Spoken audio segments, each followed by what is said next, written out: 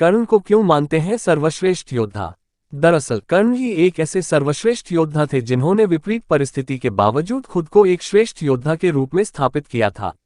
आओ जानते हैं कर्ण के बारे में वे तथ्य जिनके कारण उन्हें महान योद्धा माना जा सकता है। 1. अर्जुन का साथ देने के लिए जगत के स्वामी थे, लेकिन कर्ण का साथ देने के लिए दुर्योधन ही था। अर्जुन पूर्णतः श्रीकृष्ण पर आश्रित थे, जबकि इधर दुर्योधन खुद कर्ण पर आश्रित था।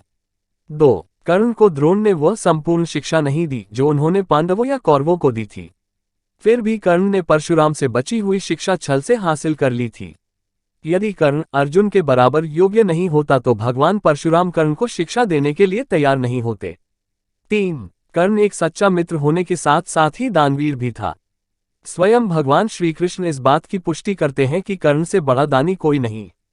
4. श्रीकृष्ण की योजना के तहत कर्ण के कवच और कुंडल को छलपूर्वक अर्जुन के पिता इंद्र द्वारा हथियार लेने के बावजूद कर्ण ने युद्ध को एक योद्धा की तरह लड़ा। 5. कर्ण ने जरासंध को अकेले हराया था, वहीं भीम ने श्रीकृष्ण की मदद से जरासंध को छल के द्वारा मारा था।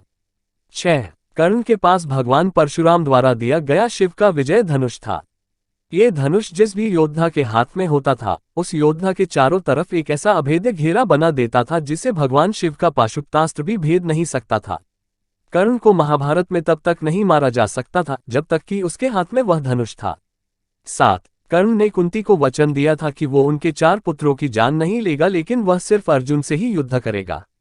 युद्ध के दौरान ऐसे कई मौके आए भी जब कर्ण का सामना भीम, युधिष्ठिर, नकुल और सहदेव के साथ हुआ। वो चाहता तो उन सभी को मार सकता था, किंतु उसने ऐसा नहीं किया क्योंकि एक योद्धा का वचन ही उसके लिए सर्वश्रेष्ठ होता है। 8. जिस द्रुपद को 105 भाई मिलकर जीत पाए उसे कर्ण ने दिग्विजय के दौरान अकेले ही हराया था।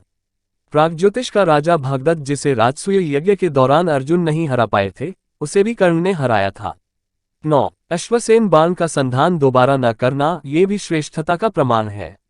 अश्वसेन एक नाग था जो कर्ण के धनुष पर चढ़ गया था और उसने कहा था कि तुम मेरा संधान करो तो मैं वहां पहुंचकर अर्जुन को डंसकर अपना बदला पूरा करूंगा, क्योंकि अर्जुन ने खांडव वनदाह के समय मेरी माता को मारा था। लेकिन कर्ण ने अश्वसेन को इनकार कर दिया था। 10. जब श्री कृष्ण ने कर्ण को ये बताया कि तुम पांडवों के सबसे बड़े भाई हो तो कर्ण ने कहा कि हे कृष्ण, मेरी मृत्यु तक पांडवों को यह मत बताना कि मैं उनका बड़ा भाई हूं। कर्ण की यह बात सिद्ध करती है कि वह पांडवों के प्रति किसी भी षड्यंत्र में शामिल नहीं था, फिर भी युद्ध के सामने योद्धाओं की तरह ही लड़ा। 11. महाभारत के एक प्रसंगानुसार जब कर्ण के बाणों के प्रहार से अर्जुन का रथ कुछ इंच पीछे चला जाता है और कृष्ण उसकी प्रशंसा करते हैं, तब अर्जुन कहता है कि मेरे बाणों से कर्ण का रथ कई गज पीछे चला गया, तब आपने मेरी प्रशंसा नहीं की। अर्जुन की इस बात पर भगवान श्रीकृष्ण कहते हैं कि कर्ण के रथ पर कर्ण और महाराज शल्य बैठे हैं, परंतु तुम्हारे रथ पर मैं यानी भगवान नारायण और महावीर हनुमान बैठे हैं, तब भी कर्ण ने तुम्हारा रथ पीछे धकेल दिया। सोचो, यदि महावीर हनुमान नहीं होते तो क्या होता।